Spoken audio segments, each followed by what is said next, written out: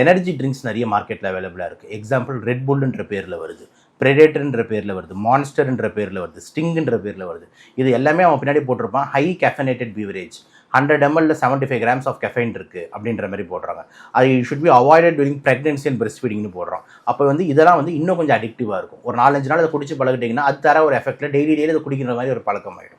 அதை தாண்டி இன்னும் கொஞ்சம் மேலே போகும்போது தான் நம்மளோட டொபாக்கோ ப்ராடக்ட்ஸ் வருது. இப்போ எக்ஸாம்பிள் அதில் அடிக்ட் ஆகிறதுக்கு காரணம் நிக்கோட்டின். இப்போ சிகரெட்டு, நம்மளோட இவங்க புகையில்ல, பான் மசாலா, பான் பராக்கு, இது எல்லாமே இந்த கூல் லிப்பு, இது எல்லாமே வந்து பார்த்திங்கன்னா அது ஒரு அடுத்த லெவலில் வருது. அதுக்கு மேலே கொஞ்சம் போகும்போது தான் அடுத்த அண்ணன் யாருன்னு பார்த்தீங்கன்னா தான் நம்மளோட டாஸ்மார்க் மதுப்பிரியர்கள். அப்போ இந்த ஆல்கஹால் வந்து ஒரு எஃபெக்ட் கொடுக்குது. ஓகேங்களா, சிகரெட் பிடிச்சி நீங்கள் ஒரு எஃபெக்ட் மைல்டாக தான் வரும், ஆனால் ஆல்கஹால் குடிச்சாலும் இன்னும் கொஞ்சம் எக்ஸ்ட்ரா எஃபெக்ட் உங்களுக்கு கிடைக்குது. அதுக்கு மேலே கொஞ்சம் போகிற மாதிரி இருக்குது. அதுக்கும் மேலே அப்படின்னு எடுத்துக்கிட்டோம்னா தான் நம்மளோட கஞ்சா, கேள்விப்பட்டிருப்பீங்க, காஞ்சா கெனாபிஸ்ன்னு சொல்லுவோம். ஸோ அந்த காஞ்சா இருக்கிறவங்க வந்து அதுக்கு மேலே ஒரு எஃபெக்ட்டுக்கு போகுது. இதுக்கெல்லாம் மேலே தான் நம்ம தலைமை யார், இந்த சிந்தட்டிக் ட்ரக்ஸ் இருக்காங்க, ஹெராயின், கொக்கெயின், ஆம்ஃபிட்டமைன், மெட்டாம்ஃபிட்டமைன், இது மாதிரி.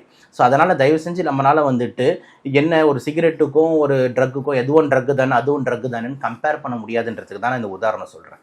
இது தர எஃபெக்டும் இது தர அடிக்ஷனும் வேறு, அது தர எஃபெக்டும் அதுக்கு நீங்கள் அடிமையாகிறதும் வேறு.